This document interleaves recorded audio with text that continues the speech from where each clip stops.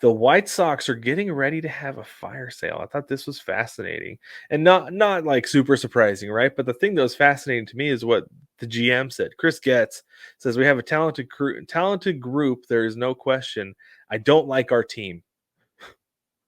Wow. Okay. And granted, he's not the one who put it together, right? He's brand new GM.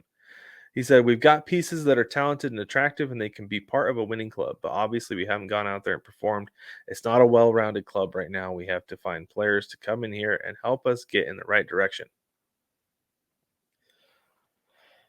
It's really interesting for a guy to come out and say, I don't like my team. And like I said, I understand he's not the one who put it together, but he was part of the team that did. He was part of the group of people who put this group together and put them out on the field. So I don't know that he can necessarily go out there and throw the previous GM under the bus too much, right? Um, because he's got some culpability in that his hands were in there. I understand not liking your team. There was one point this year as a Mariners fan, I was like, man, I am just not like super sold on this team right now. And it's like I had the guys I liked, but then but as a unit, it was just like I just didn't like. There's something about the cohesion or lack thereof that I'm just not in love with right now.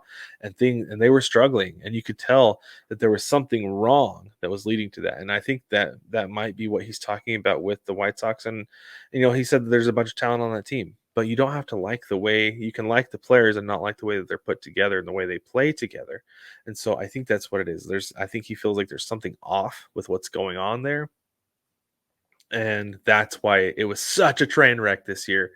And there had to have been something else going on in the clubhouse that we don't know about. I'm sure he knows about it because he was there, right? He was in the thick of it. Um, so expect the White Sox to be moving some guys. He specifically mentioned Dylan Cease and Eloy Jimenez. The problem with Eloy Jimenez, despite being a really good hitter, is that dude is not healthy often. I think I saw he played like 120 games this year, and that was the most he's played in a while. So I do expect teams to come after Dylan Cease, though. He's a front end of your rotation guy. If you have him in your rotation and he's your number two or number three, you got a pretty dang good rotation going. Um, I don't know that I'd want to rely on him as my number one, even though I think he does have one stuff, right? But I would want to be better than having him at my one if I'm going to contend. And I think a contender is going to go out and get him and make him their number two or number three. And that'll be a really good pitching staff. It'll be a really good 1, 2, 3 punch if that's the case. They also said nobody on the roster is untouchable. They've already cut ties with Tim Anderson. He's a free agent. Um, and I believe they have Luis Robert. I wouldn't be surprised if Luis Roberts gets dealt as well. So keep an eye on the White Sox and how they deal with your team.